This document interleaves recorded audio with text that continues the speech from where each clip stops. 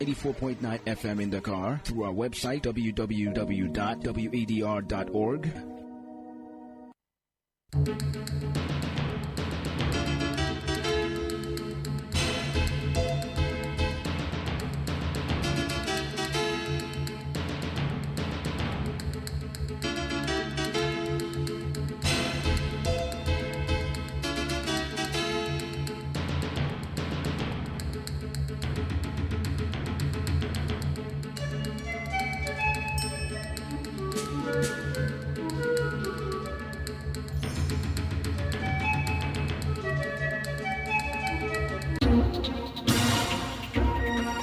WADR,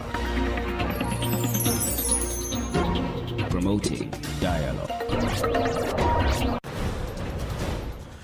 It's midday in Dakar, 1 p.m. in Lagos. Good afternoon, and thank you for staying tuned to West Africa Democracy Radio, broadcasting on 94.9 FM and around the world on wadr.org. Welcome to Newslink. Here are the top stories. Authorities in Guinea announce victory for the yes vote following Sunday's constitutional referendum. Amnesty International denounces the withdrawal of Mali, Burkina Faso and Niger from the ICC. Togo officially crosses from low to middle in Human Development Index HDI ranking, according to UNDP. The structural measures implemented have enabled Togo to make significant progress in health and quality of care improvements, the adoption of a national non-contributory social protection program, and the establishment of universal health insurance. And here in Senegal, the Newslink collective denounces the high cost of living and calls for reduction.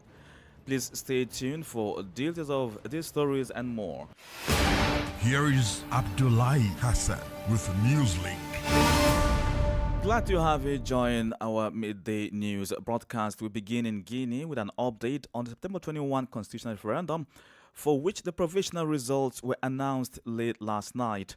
According to the Minister of Territorial Administration, Ibrahima Khalil Konde, the yes vote overwhelmingly prevailed with 88.42% support, far ahead of the no vote, which garnered just 10.62%.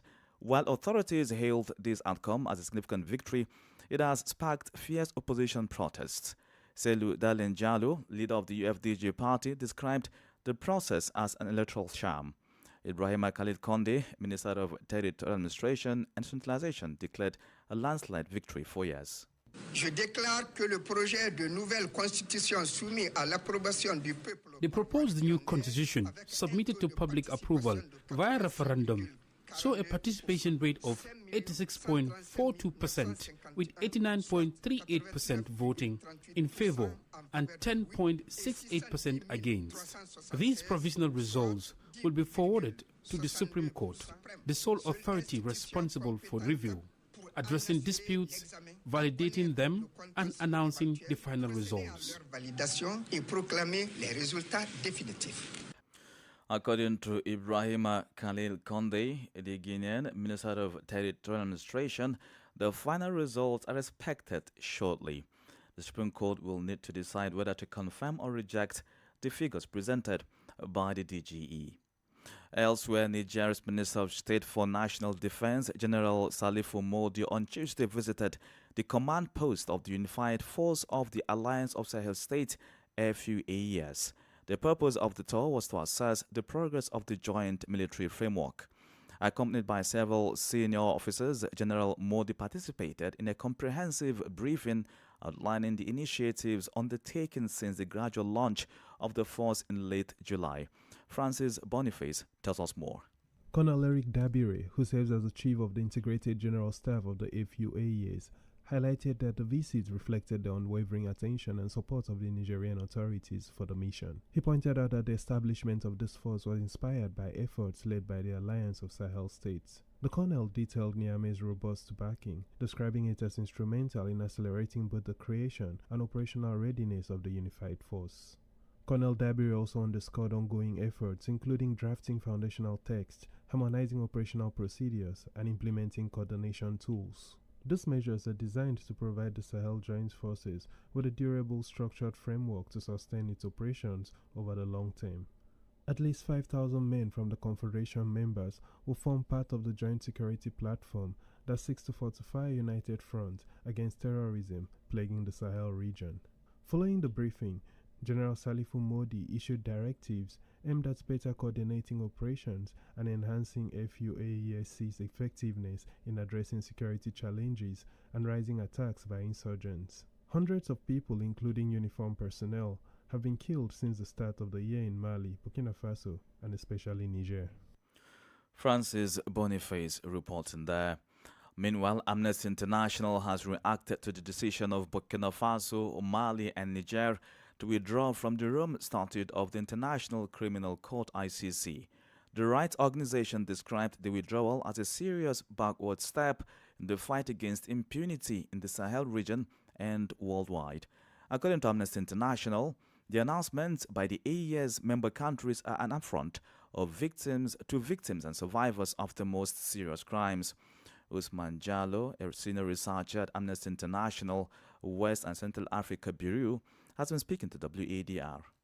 It's an unfortunate decision that we deplore at Amnesty International that was announced and that will take into effect 1 year after the submission to the ICC. And it's a decision that doesn't meet the stated objectives made in the declaration, but rather denies the right to justice, truth and reparations to the various victims of international humanitarian law in Mali, Niger and Burkina Faso. One of the main concerns is the lack of effectivity of domestic courts to investigate crimes against international humanitarian law.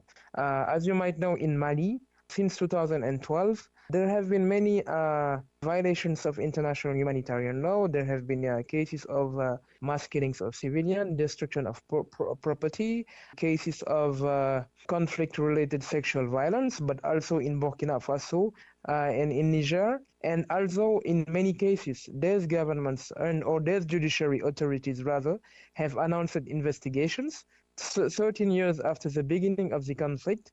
Nobody has ever been tried or prosecuted for war crimes committed in those three countries.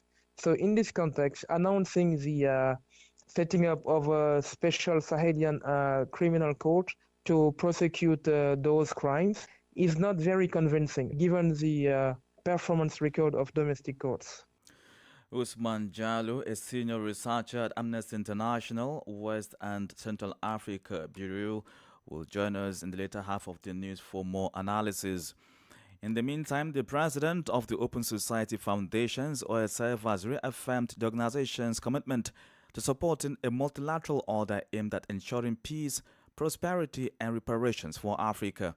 Binaifa Noroji shared this message during a presentation at a side event at the ongoing United Nations General Assembly in New York. The forum was titled From Ezulwini to an Equitable World Order, Power, Peace, Prosperity and Reparations, referencing the Ezulwini Consensus of 2005. This agreement calls for 2 permanent seats with veto power and 5 non-permanent seats on the UN Security Council for the continent. While describing the 80th session of the UNGA as a pivotal gathering, Noroji emphasized OSF's dedication to advancing these goals through grants, advocacy efforts, and research initiatives. It remains noteworthy that Africa, despite comprising 54 member states within the UN, lacks a permanent representation on the Security Council. More stories coming up on West Africa Democracy Radio. Newslink continues.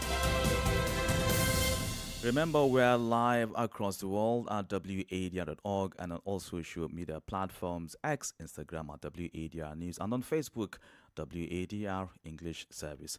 Let's now take you to Ghana, where the High Court in Accra has struck out 2 urgent applications filed on behalf of 11 deportees recently flown in from the United States. Their lawyers had sought to prevent their removal, alleging unlawful detention, but the applications were withdrawn after it emerged that the deportations had already taken place. The court has since expressed displeasure at the development, questioning why the removals went ahead despite pending legal processes.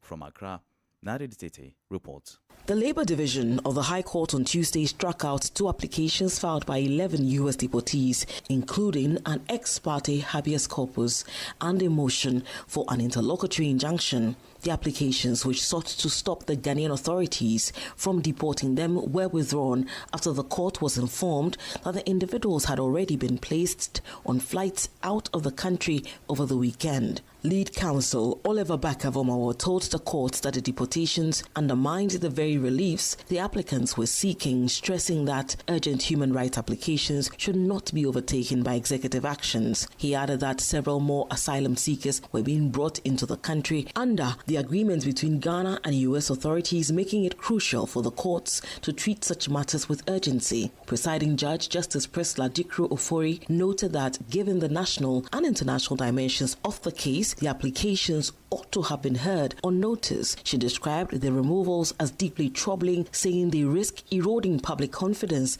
in the justice system. Although the interim motions have been withdrawn, the substantive matter filed at the Human Rights Division of the High Court remains pending. The deportees are seeking enforcement of their fundamental rights under Article 33 of Ghana's Constitution, insisting that their detention and deportation violated both domestic and international laws. Meanwhile, a section of Ghanaians have been reacting to the decision of the country to accept the deportees in the first place. I think it is diplomacy, okay, and you have to understand that Ghana is the home for all species, right? So if anyone comes to Ghana, it is not the same. We've hosted Liberians here for more than a decade. To me, it wasn't too necessary for the Ghanaian government to accept them, looking at the situation at hand, and to try to bring other West African nationals to Ghana.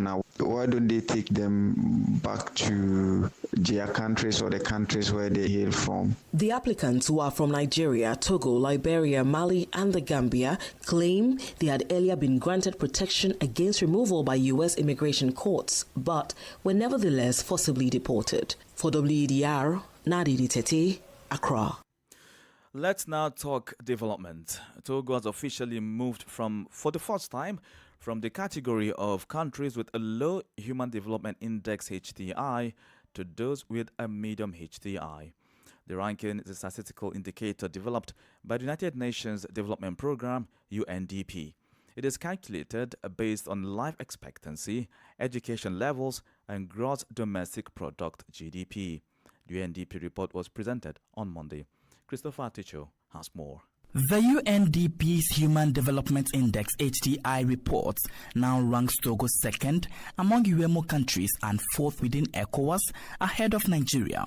The country's HDI has climbed to 0.571 in 2025, up from 0.567 in the previous report for 2023 to 2024, according to Kusi Magnon Aziafo, a national economist at UNDP Togo. The structural measures implemented have enabled Togo to make significant progress in health and quality of care improvements. Key initiatives include the adoption of a national non-contributory social protection program, the expansion of basic social safety nets, and the establishment of universal health insurance. In the agricultural sector, advancements have been marked by an increase in the number of ZAPs, modernization efforts, and improved access to financing. These structural strategies have positioned Togo above the threshold of 0.50%, placing it among countries with median human development levels. The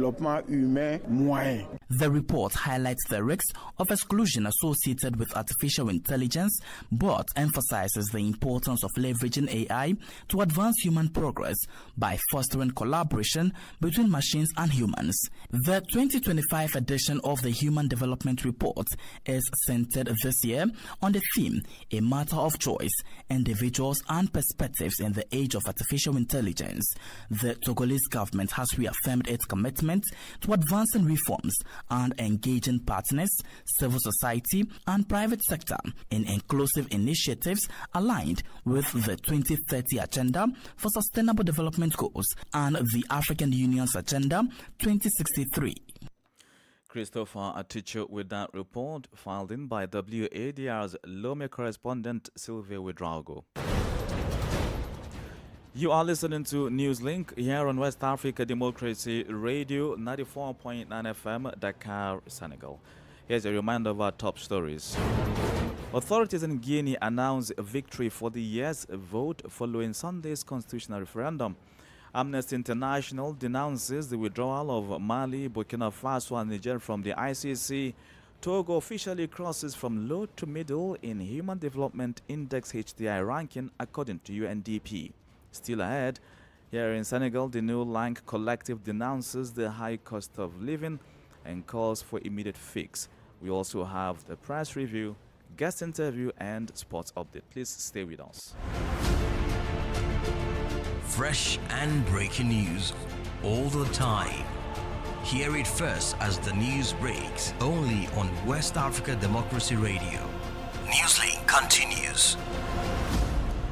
Many thanks for staying with us. Here in Senegal, the Newslink collective, a civic organization, once again denounces the high cost of living in the country.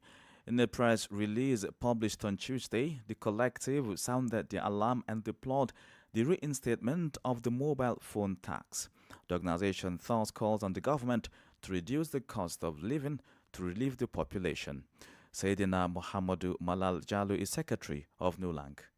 Le collectif Newslink s'adresse à l'opinion pour exprimer. The Newslink collective is addressing the public to voice its profound concern about the worsening living conditions of the Senegalese population. These hardships are exacerbated by skyrocketing costs for essentials such as housing, electricity, and daily necessities, which are becoming increasingly unaffordable. Compounding the struggle, the government has opted to impose taxes on monetary transfers, a move that risks deepening the financial precariousness faced by many Senegalese citizens. Adding to this stark reality is a troubling disparity. Why ordinary citizens endure these mounting challenges, the upper echelons of the state maintain their opulent lifestyle untouched.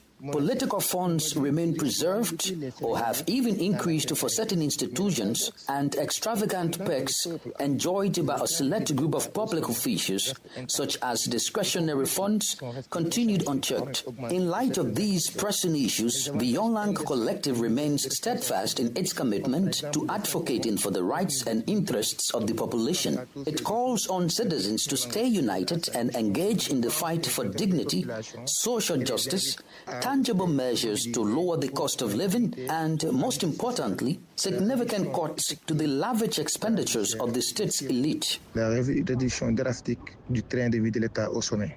Mohamedou Malal Jallow, secretary of Newslink here in Senegal. And just before the press review, let's take you to Liberia, where officers of the Drug Enforcement Agency, LDEA, have tested positive for drugs weeks after the introduction of a series of reforms. These measures included mandatory drug testing for all staff. An official statement revealed that 6 individuals, comprising 1 full-time employee and 5 volunteers, tested positive during the first phase of drug testing conducted at the agency's headquarters in Monrovia. The announcement has raised concerns about the integrity of the LDEA's mission to rebuild public confidence and tackle drug trafficking more effectively. As Abraham Parker reports, the agency renewed vigor comes on the backdrop of a national drug crisis. Those who tested positive were promptly relieved of their duties within the LDA, reinforcing its strict policy against internal misconduct. Fitzgerald Biako, the officer in charge of the Liberia Drug Enforcement Agency, has committed to eliminating corruption and implementing reforms within the LDA. Lao Yeke, C. Tony Garnett, Newman, Mary Mooney, Lawrence J. Feju, Milton Bird, all volunteers. A hereby will immediately effect discharge from all activities of the LDA. Officers Roosevelt T. Colley with specimen number M-43SEC-3 is hereby suspended time indefinite, obtain all the professional standards for processing. The LDA has identified Omar Mohammed, a 38-year-old Nigerian national alleged to be a drug trafficker operating across the West African sub-region, along with Abdullah Kamara, an 18-year-old Liberian national, in connection with a recent drug incident. with the seized items valued at $146,600. Biako confirmed that both suspects are currently in LDEA custody, ongoing an extensive investigation. Upon completion, they will face charges and prosecution under Liberian law. This operation marks a major victory in our fight against drug trafficking, and it is a clear message to all who engage in this illegal trade that drug will no longer be a safe haven for drug traffickers. As part of these efforts, all LDA personnel stationed at the Rappers International Airport have been removed from their posts following allegations of misconduct, while investigations are underway into 8 officers accused of inaccurately reporting the amount of narcotics seized during a recent operation at the airport. A report filed in by WADR's Abraham Parker. This is the newspaper review. Stay abreast and find out what the top stories are in your country. This is the newspaper review. The newspaper review. Up next is the review of major headlines trending across the Gambian dailies with Sankule Janko. Welcome to this edition of the newspaper review. We begin with the Standard newspaper, and the lead story on the Standard newspaper reads, FPAC explains a resolution on government 50 million transfer to Senegal. According to the report, the Auditor General's report, the Gambia's government's 2019 finances flag an unsupported payment of timber proceeds amounting to 50 million to the government of Senegal. This other story on the Standard newspaper reads, Labour survey reveals informal sector dominates economy. According to the Gambia Bureau of Statistics, the Gambia Labour Survey 2025 findings have indicated that informal work continues to dominate the Gambian economy, accounting for 81% of the total employment. It also highlights that the country's labour market is undergoing major shift, with youth unemployment rate climbing to 11.5%. And finally, from the Standard newspaper, UDP urges supporters to recognize only Dabo as flag bearer. The opposition party said it has received some credible reports that individuals are touring the country misrepresenting the party, but has urged party supporters to only recognize the veteran politician Dabo as the flag bearer. Let's head to the Point newspaper with the headline stories today, and the lead story on the Point newspaper reads, Foreign currency school fees spark debate in Parliament. On education matters, this other one reads, Girls outshine boys in 2025 Gabeke results. Gabeke is the middle school national examination result for pupils in final upper class before senior secondary school. One more headline on the Point newspaper, and it reads, Committees stunned as tractors worth millions sold without records.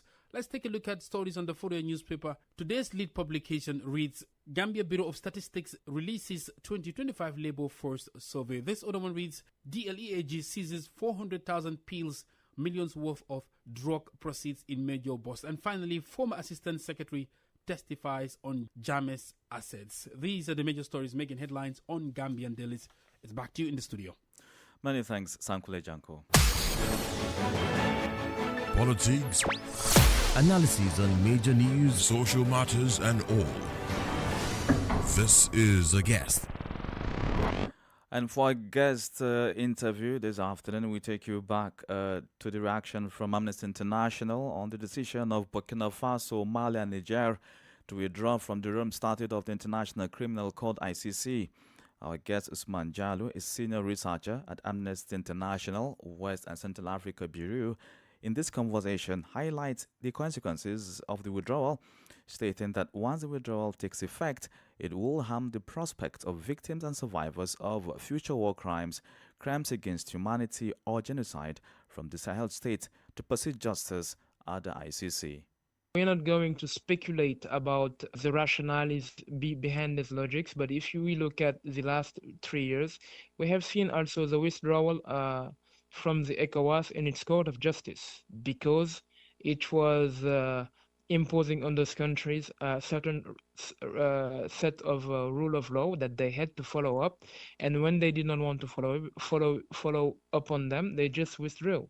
We have seen also in Mali the dismissal of the UN mission in Mali, which had a serious component on documenting human rights violations, and that was one of the core issue of contention between the United Nations and the Malian government, especially following the report on Moura, which documented that in a span of 4 days, Malian soldiers, supplemented by Russian instructors, committed serious war crimes, including the extrajudiciary execution of almost 500 civilians and the rape of at least 54 girls and women in Moura. So we see that these rationales of escaping accountability are central to these decisions, and they are often covered with the veneer of anti-imperialist discourse or rejection of the West, but at the core of the issue is not being accountable to anybody, whether it is the populations, the people of Mali, Niger, and Burkina Faso, who are completely excluded, for example, from the political process right now, with the dissolution of political parties and several associations, or from international norms and standards that these countries have freely subscribed to, such as the ECOWAS Charter on Democracy and Good Governance, or the Statute of Rome, that they have shown their intention to withdraw from yesterday. Right now, there's a divide about those who are in support of the AES decision and those against it. And now, what must the continent do to make sure that these institutions are once again empowered and respected, and maybe, just maybe, the claims by AES countries will not be replicated in any other member country of the African continent in delivering justice to people and, of course, on different crimes? There is always an element of political will, because institutions do not become autonomous or performant on their own. The political will of the states is central to this performance by the ECOWAS Court of Justice or by any other regional or continental court. And we have seen a reluctance from many quarters to be to fall in line with agreed norms, whether it's on democracy, whether it's on respects to the international humanitarian law. And these issues are central. Right now, we have military governments that do not want to be accountable to anybody, and we are in the midst of a regional crisis with their withdrawal from ECOWAS. And I think populations like the people, the civil society, journalists, academics have to sit down together and think about a new roadmap for international justice. Usman Jallo, a senior researcher at Amnesty International West and Central Africa Bureau. In the world of sport, we begin first with football as the Black Starlets suffered a 3-0 defeat to host nation Côte d'Ivoire in their second Group A game of the WAFU Beyond 17 Africa Cup of Nations AFCON qualifying tournament on Tuesday evening. The loss means that the Black Starlets now face a decisive encounter against Niger in their final group match on Friday. With only 1 point from their first two games, the Black Starlets must secure all 3 points against Niger, who won their second game against Togo to keep their hopes of reaching the semi-finals alive. To qualify, Ghana will also be relying on results elsewhere, hoping Côte d'Ivoire defeats Togo in other Group A fixture. In other sports, engineer Musa Nimrod has been re-elected president of the Nigerian Volleyball Federation, benefiting from a board consensus expressed by a re-election unopposed. Since taking over the federation, he has focused on the development of volleyball in Nigeria, particularly through youth training, the revitalization of local competitions, and the country's regular participation in international competitions.